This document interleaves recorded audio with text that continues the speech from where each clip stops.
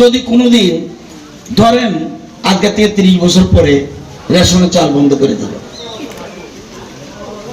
কি খাবেন আপনি?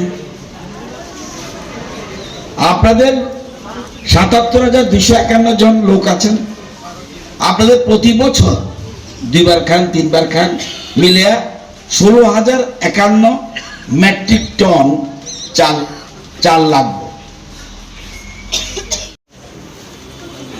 কেন খবর রাখবেন না?